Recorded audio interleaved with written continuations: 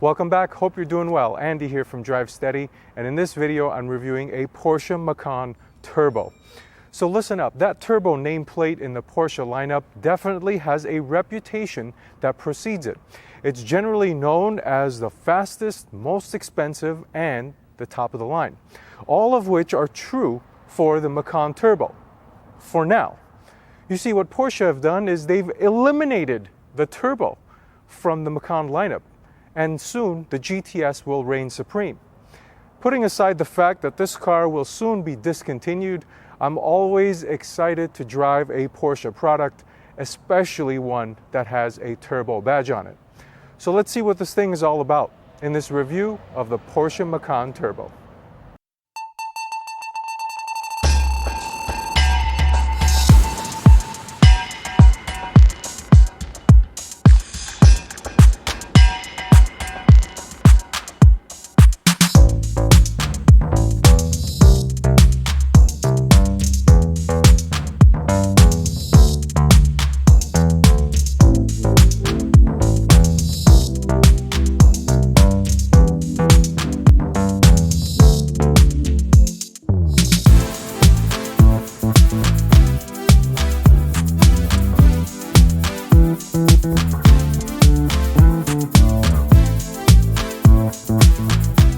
Alright, so let's start the review off by talking about the exterior design.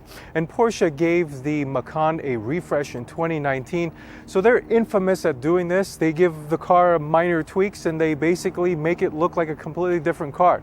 So being highlighted by that Lightbar style taillight in the back, which I'll talk about later on in the video, and some other tweaks on the interior and up front, I think the Macan looks like the best car in its segment. It looks really, really nice. So let me give you a little bit more details on what makes the Turbo a little different than all the other models. Starting off with these headlights. These headlights have a black housing and they contrast very nicely against the white color paint. The headlight itself is all LED. It does have the PDLS system, the Porsche Dynamic Lighting System, which curves and does all this fancy stuff for you when you're driving. Let me squat down here a little bit.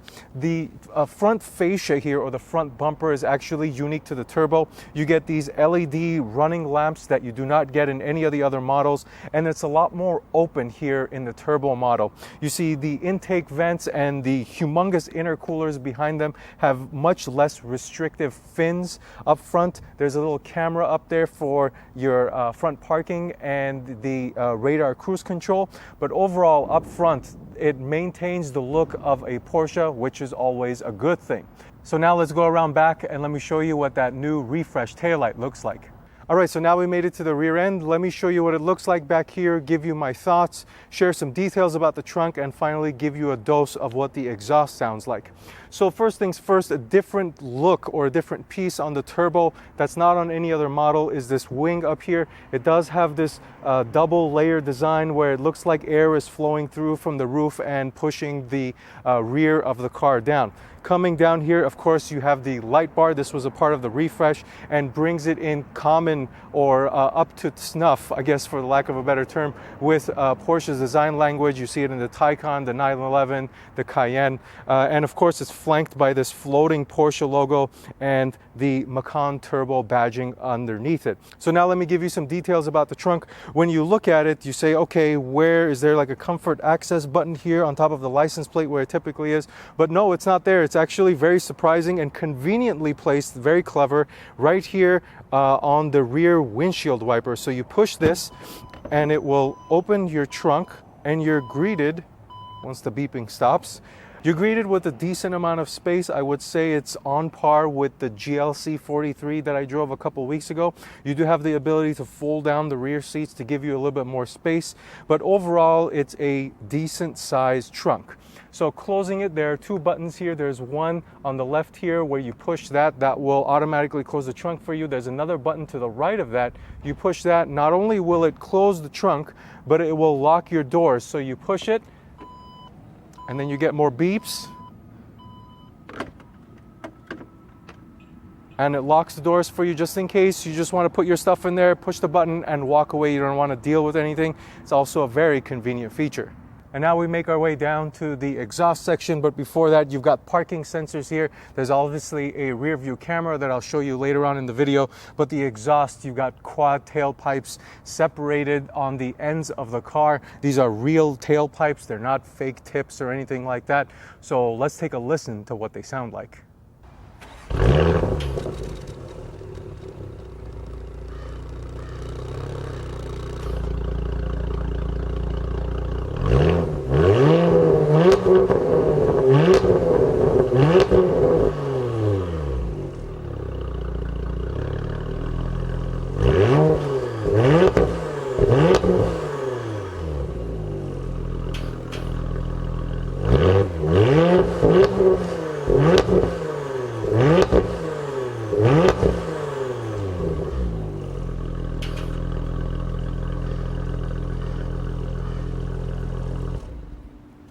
All right, so there you had a chance to hear the exhaust. Now let me talk to you about what's making all that noise. But before I do, one really cool thing about the hood design is that it's obviously clamshell and it's got this headlight indentation here. It looks really cool. It's almost like a substantial piece of the hood is missing, but at the same time, even with it missing, it looks just cool like this. So that's just something I noticed. Anyway, let's talk about the engine. So it's a 2.9 liter V6 with a turbo. It makes 434 horsepower and 405 pounds-feet of torque. Of course, Porsche is notorious for underrating their horsepower, so many people believe that this has much more horsepower than that 434. Of course, this is the same horsepower figure that the 2022 model of the GTS is going to have. Beyond that, this is a all-wheel drive car hooked up to a 7-speed PDK transmission. This is the older generation of the PDK. The new ones have 8 speeds now. But anyway, this PDK, as I'll demonstrate during the driving portion of the review, is also still very good. Of course, PDK always has been good. Beyond that, this 2.9 liter is actually an Audi engine, and it's also used in the Cayenne and the Panamera models. So it pushes 19 pounds of boost, so 19 PSI, and it's good for a top speed of 167 miles an hour and a 0 to 60 time of 4.3 seconds. But if you option the Sport Chrono package like this car does, it drops down to 4.1. And as far as the weight goes, it's an SUV, so it's going to be on the heavier side, 4,430 pounds. And as a result of the heavy weight of this car and the powerful engine, you're going to get average at best fuel economy 17.22 for a combined average of 18.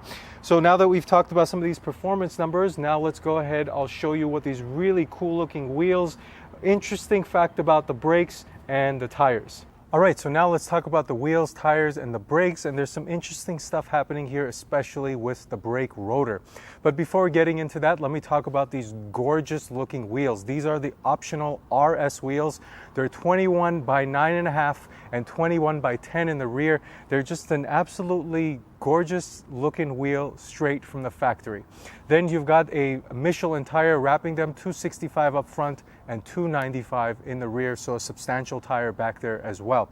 So let's talk about those brakes. These are called the PSCB, not to be confused by the PCCB. Now the difference there is the PCCB is Porsche carbon ceramic brake, and this one is the Porsche surface coated brake. Now that surface coating that they're talking about is tungsten carbide, and apparently what it does, it gives you a metal looking, a mirror looking finish like you see here. But beyond that, as far as functional performance, it's almost as good as a carbon ceramic brake, at least according to Porsche. And beyond that, it also keeps your wheels clean, at least the inside, the wheel barrels of your wheel, because it produces 90% less dust than a steel or a traditional non-surface coated brake from Porsche. So if you're a nitpicky person about your clean wheels or your brakes, this is going to help you out a lot. You're going to like it. As far as your brakes or your brake rotors go, they're 15 inches in size in the front and 14 in the rear. The brake calipers biting onto them, 6 pistons in the front and a single floating piston in the rear. These are painted in a yellowish, kind of pale yellow color. They look okay against this white color paint. So those are the brakes, tires, and wheels. Now let's jump onto the interior and I'll show you what that looks like. All right, so now the interior portion of the Porsche Macan Turbo. And the first thing I gotta say is this is in line with the expectation of a Porsche car. It is a very high quality interior in here. This is practically a brand new car. It only has like almost 4,000 miles on it, but the layout, the fit, the finish, there's no squeaks, there's no creak, there's nothing funny going on in here. It's a very, very high quality interior. So let me give you some details, specifics about what I'm sitting in now. This has the full leather interior, which is going to set you back about $4,000. It's got this very reddish color. So let me talk about the seats. In the the turbo model, you get 14-way seats as standard. Now, the surprising thing about them is that there are no bolster adjustments. It's just a regular seat. If you upgrade to the 18-way seat, you get the bolsters, but it's not to say that this is a bad seat. It's just something I noticed. It is extremely comfortable. The cushioning is nice. The adjustments are nice. It does have a thigh extension if you do have longer legs, and it does have the lumbar support. So all the normal stuff you'd expect. In addition to that, it is pretty comfortable. On a level of comfort from 0 to 5, I would say this is a 4. As far as aggressiveness, 2.5. It's not an aggressive seat. So if you want something more aggressive, something that's going to hug you, upgrade to the 18-way seat. So now let me move to the steering wheel. This is a classic Porsche steering wheel. It is a smaller diameter. I think it's a perfect size in diameter and in thickness. It does have the notches here, and the paddle shifters are of a metal material, so they feel really nice in your hand. And this car has the Sport Chrono package, so I have the mode selector here that allows me to toggle between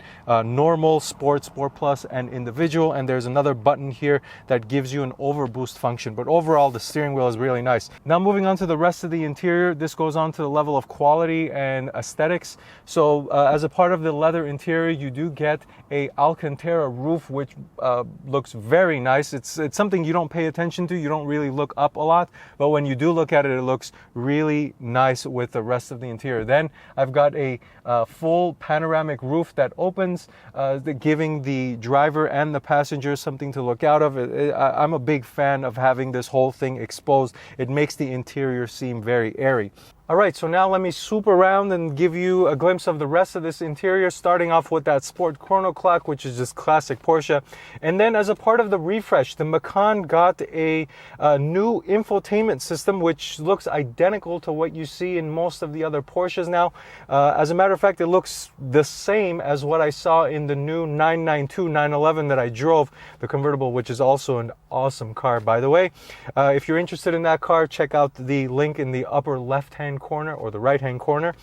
But anyway, this infotainment system, now that I've used it for the second time, is more and more intuitive.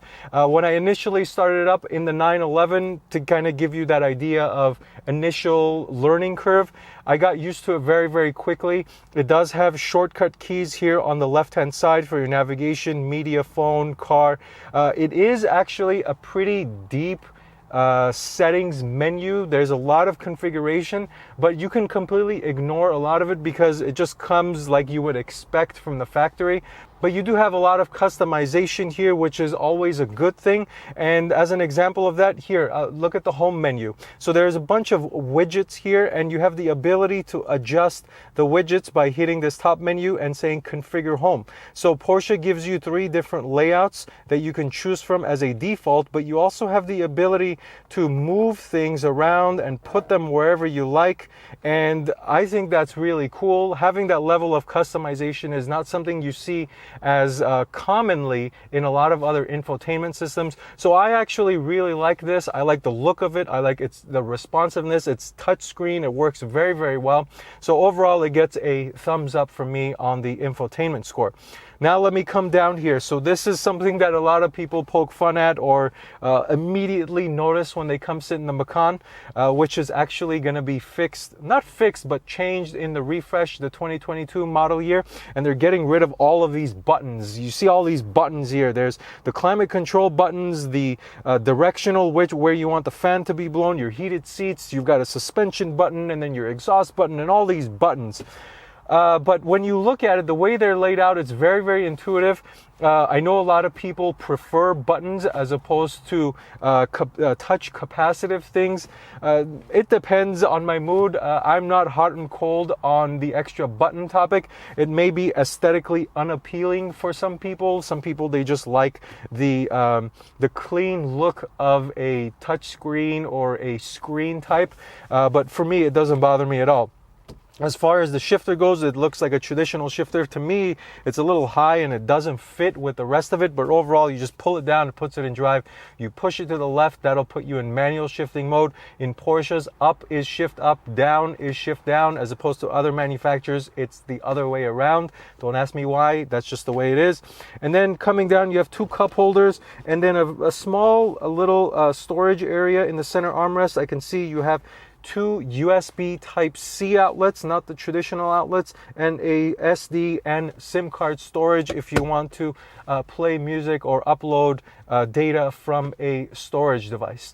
Now let's move to the back seats and I will show you what it's like back there.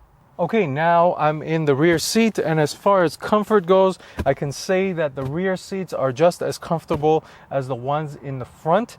As far as legroom goes, I'm sitting behind myself. I'm 5'10", 5'11", so I've got plenty of legroom here. I would say if you're 6 feet tall, it would probably be adequate as well. Now, as far as headroom goes, I can feel my hair. Even though I have big hair, I can feel it touching the roof here, but overall I don't feel like I'm claustrophobic or the roof is coming down on top of me. As far as how many people can you fit back here, I would say 2 people my size can fit pretty nicely back here, but if you wanted to get a third person, it's probably not going to fit. The shoulder room is just not enough. I can feel it or sense it being a problem. And then as far as your armrest goes, you've got an armrest that has a cup holder, so that's always nice for the people back here. You do have heated seats back here, which is a surprise, and this car does have a optional third climate control or climate zone here, so you have the ability to raise and lower the temperature back here as you see fit, which is always nice for your passengers. And of course, you've got that bonus of being able to open the roof and look outside. So overall, this interior is actually a really nice place to be. It's the right size compared to the size of the Macan. It's not a big car, so it's still sporty oriented as far as the SUV category goes. The back seat is comfortable. The quality is top notch. You got really nice seats, carbon fiber. The infotainment is really nice. And I'm sure for the 2022 model year, when they refresh that center section and remove some of the buttons for people who don't like them, it would just make it an even more compelling package.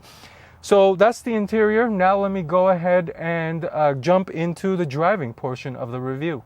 All right, so now the driving portion of the review, and as always, that is what the key looks like. It is just a normal Porsche key. It's actually all plastic, no metal piece, but of course, as you know, you guys can go pretty crazy with Porsche options, and you can make it body color match and all this cool stuff.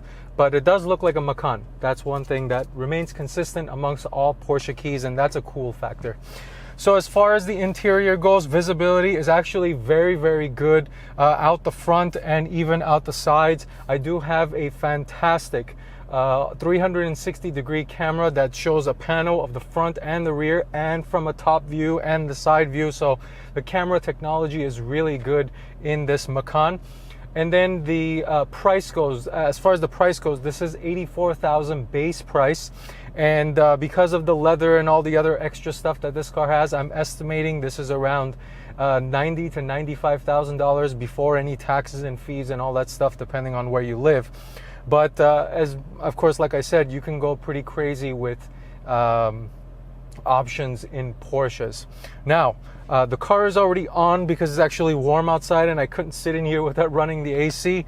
So let's go ahead and put my seatbelt on. And the first thing I wanted to show you guys is the launch control feature in this Macan. And the reason why I like the launch control feature in this car is it's so easy to activate. It's the easiest launch control that I've ever had to activate in any car, period. So let me turn around here. Let me back up. I've got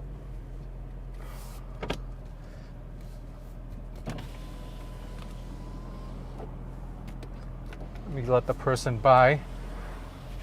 All right, so he's gonna go on his merry way here in a second. I'm gonna go in Sport Plus. I'm gonna turn my exhaust on, and this is how easy it is. You just put your foot on the brake, gas, let go.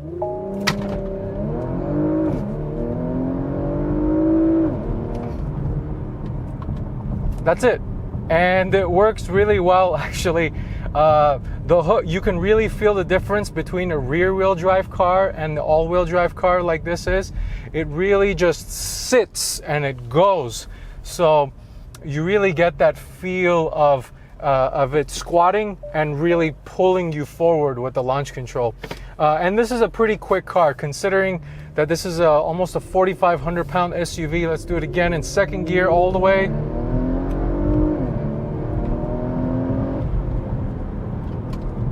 And the PDK shifts smoothly, of course,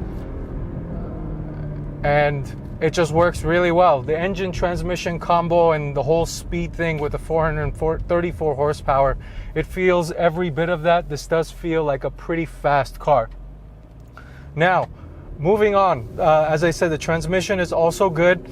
The interesting thing I noticed about the suspension and the steering in this car, well, more the steering than the suspension, it is very sensitive and very direct. Every little input, I'm moving the wheel a little bit, and it's very, very twitchy. Let me call, that's the best way to describe the suspension. The steering, I keep calling it suspension, very, very twitchy. Now, when you're going at a relatively decent speed, you want to be in something else other than the comfort mode in the PASM suspension. Now, when you leave it in comfort mode and this twitchy steering, you get a lot of body roll. And obviously you don't want that when you're driving around spiritedly. So when you put it in the Sport Plus setting, the highest or the stiffest PASM setting, it works a lot better. So that's the steering. The suspension is actually very, very compliant. I like it a lot. Even in the stiffest mode, it does feel like it bumps up. It sucks up the bumps in the road very well. In comfort mode, it's very comfortable. And when you combine it with these very cushiony 14-way seats, it just works very, very well. I don't know what this person is trying to do here. Anyways, as I'm sitting here in traffic, let me talk about the rest of this interior. It's a very nice interior, like I mentioned during the earlier part of the video. The quality is very good. It's very comfortable. Everything is ergonomically positioned in a good way. I didn't find anything annoying in here with any of the daily usability features like the infotainment or the climate control vents or just the overall feel of when you're driving this car. So let me put it in, I am in automatic mode. I wasn't shifting. Actually, you know what? It's because I'm in Sport Plus mode. It's holding the revs up higher. But as an overview, I think this car is the right size for being a sporty oriented SUV. If it was a little bit bigger, I'm not a big fan of big powerful SUVs like the X5M or even the big brother of the Macan, the Cayenne, and the Turbo and the Turbo E and E hybrid versions of those. But a size like this kind of wraps around you as far as an SUV goes. You still sit up high, but the performance is of a good level. 0 to 60, 4.1 seconds. It feels every bit of that. And the transmission is obviously very, very good with the PDK. The interior, the dynamics, the layout, the quality it's Porsche quality. It's true what they say. There's something different about Porsche quality compared to BMW quality or Audi quality or Lexus quality. It's just really nice in here. And of course, with this upgraded leather interior, it just makes it even better. So this is a great daily driver car that is very fast. Don't get it mixed up. This is not a sports car. It does have a sporty feel. So if you're a person who likes that twitchy steering, you want some of that sportiness in an SUV, this is probably the best one that I've driven. It's better than the GLC 43. It's better than the Mustang Mach-E. So this is actually really good as far as the feel. It gives you a feel of a sports car, even though it's not really a sports car. So those are pretty much my thoughts. If I didn't answer any of your questions, please send me a comment down below. But otherwise, thanks for watching. Until next time, drive steady.